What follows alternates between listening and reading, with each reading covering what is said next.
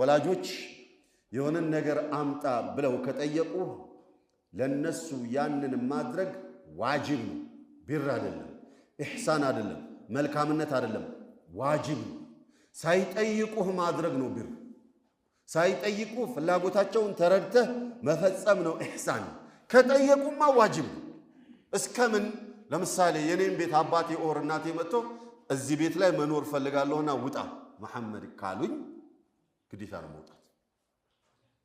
ኢላ هذا الحد ያንተን መኪና ፈልገዋለሁ ቁልፉን አምጣ ካለኝ አባቴ ተው እንጂ አባቴ ለምን ለማለት ነው ምናምን ማለት አልችልም።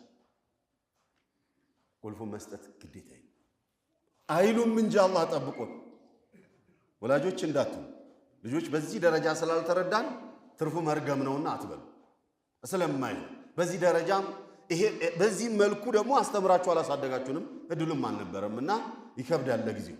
ለማንኛውም ግን ቃዒዳውን እንድታውቁ የምፈልገው ወላጆች የሆነ ነገር ከጠየቁ የጠየቁት ነገር ምንም ይሁን ምን አላህን የማያስከፋ ካልሆነ ነብዩን የማያስከፋ ካልሆነ የነሱን ትዕዛዝ ማሟላት ፍላጎታቸውን ማሙላት ዋጅብ ልክ እንደ ፈርድ ሰላት ሳይጠይቁን መፈጸም ነው ቢሩ መልካምነቱ እሱ።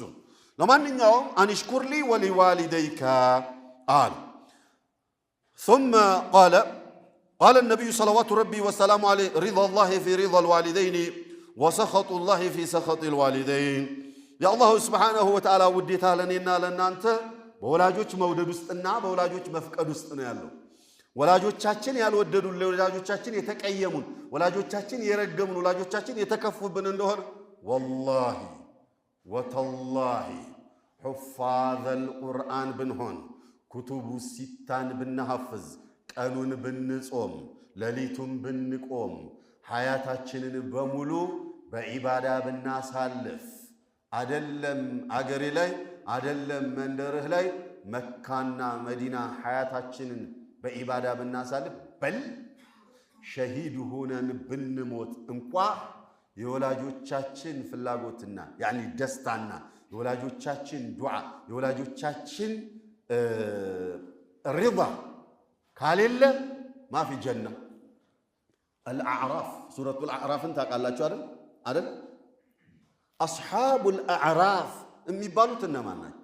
أصحاب الأعراف ብሎ أعراف ብሎ ማለት مكان مرتفع بين الجنة والنار በጀነትና በጀሃነም መካከል ላይ ያለ አንድ ቦታ ነው። የሆነ ዛፍ አለች እዛ ቁጭ ብለዋል። ኦኬ ጀሃነምንም ያሉ ጀነትንም ያሉ ጀነትም አይገቡም ጀሃነምም አይገቡም። ምንድነው ምክንያቱ? ምን አሉ ሙፈሲሮች هؤلاء استشهدوا في سبيل الله በአላህ መንገድ ላይ ሸሂድ ሆነው የሞቱ ናቸው። እሺ معالهم الى العين الى الجنه በአላህ መንገድ في سبيل الله ሸሂድ ሆነው የሞተ ሰው معاله الى الجنه አይደል? استشهدوا في سبيل الله الجنه መግባት ነበረባቸው። ጀሃነም አልገቡ። የት ነው ያሉት? አዕራፍ ማለ ያሉ ይሄንን ይጓጓሉ ይሄንን ይፈራሉ። ምንድነው ምክንያቱ ያላችሁ እንደሆነ የወላጆቻቸው ቅያሜ ያለባቸው ናቸው። ወላጆቻቸው ስለተከፉባቸው ጀነት እንዳይገቡ ታስረዋል። ጀሃነም እንዳይገቡ ደግሞ ሸሂድ ሆነው ሞተዋል። እመሃል ላይ ሆኖ በዚህ እየሰጉ ይሄን እየጓጉ እንዲኖሩ ይደረጋል። ሱብሃንአላህ ሻኑ ከባድ እኮ አም ከባድ ነው ጉዳዩ። እኛ ዛሬ እንደዘነጋ ነው እንዳይመስላችሁ። የሚስትና የእናት እንትን ደረጃቸው እኛ ጋር የማን ነው ብልጥ? የሚስት አይደል? አብዛኛው ማንነታችን የአባትና የባል የማን ደረጃ ነው የሚበልጠው? እኛ ዘንዳ የባል አይደል? አው የሱ ሐቅ ያው ተናዙል ስላደረጉ አው ግን ሙሉ ለሙሉ ተሰርዟል የወላጅ ሐቅ ማለት እኮ አይደል? አለ ሐቅ። ለማንኛውም ሪضላሂ في رضا الوالدين وسخطه في سخطهما. عن ابن عمر رضي الله عنه جاء رجل يستأذن النبي صلى الله عليه وسلم في الجهاد معه فقال النبي صلى الله عليه وسلم أحي والداك؟ قال نعم ففيهما فجاهد مخرج في الصحيحين. نبي زندا عند سو متانا جهاد كرسو ጋር መውጣት እፈልጋለሁኝ አላቸው። أحي والداك አሉ። ለመሆኑ ወላጆች ህያው ናቸውን ብለዋል። قال نعم አዎ አሉ ህያው ናቸው አሉ። قال ففيهما فجاهد